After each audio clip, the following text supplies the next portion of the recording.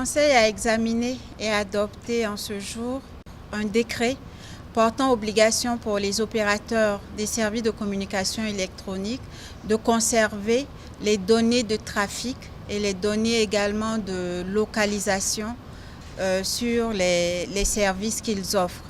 Donc ce décret est en réalité une relecture d'un décret qui a été adopté en mars 2013 sur le même objet. Ce décret vise justement à encadrer la conservation de ces données-là qui peuvent servir dans le cadre d'investigations menées par les autorités judiciaires. Au regard de notre contexte, il était important, au regard aussi du fait que ce décret commence à avoir des insuffisances sur le terrain, il était important pour le gouvernement de renforcer ce cadre réglementaire et donc de préciser les informations qui doivent être collectées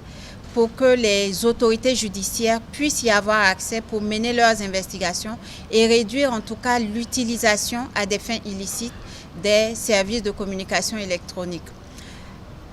Dans ce cadre-là, pour ce décret, les principales innovations, c'est déjà la clarification de ces informations, les informations qui peuvent être collectées et conservées pendant une année pour servir d'éléments d'investigation, mais également la limitation du délai dans lequel les opérateurs doivent répondre aux requêtes des autorités judiciaires pour leur permettre d'avoir, dans des délais raisonnables, les informations qu'il faut pour mener leurs enquêtes. Donc ce délai est fixé à 72 heures. Nous pensons qu'avec l'adoption de ce décret-là, les autorités judiciaires et toutes les personnes en tout cas impliquées dans ces investigations-là auront un instrument à même de leur permettre d'accéder à ces informations-là pour pouvoir mener à bien leurs différentes enquêtes. Le second dossier de mon département qui a été adopté aujourd'hui concerne un avant-projet de loi sur la sécurisation des systèmes d'information. Vous savez, la place qu'occupe aujourd'hui le numérique dans notre pays et la place qui lui est donnée pour booster le développement socio-économique de notre pays. Pour pouvoir réaliser cette ambition, il est important de pouvoir maîtriser notre cyberespace, de pouvoir le contrôler. Donc avec cette loi,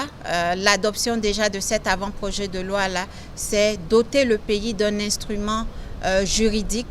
pour encadrer le cyberespace, pour pouvoir encadrer l'examen obligatoire des systèmes d'information qui composent ce cyberespace, mais également encadrer les activités de toutes les structures, de tous les prestataires impliqués en tout cas dans la sécurisation des systèmes d'information. Donc cette loi-là exige qu'on fasse régulièrement des audits, exige également l'homologation des matériels utilisés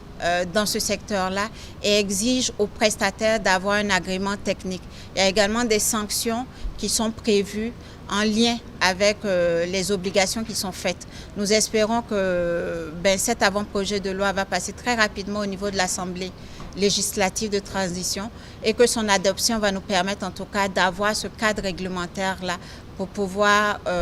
mener à bien nos actions de dématérialisation des services de l'administration publique, mais de pouvoir mettre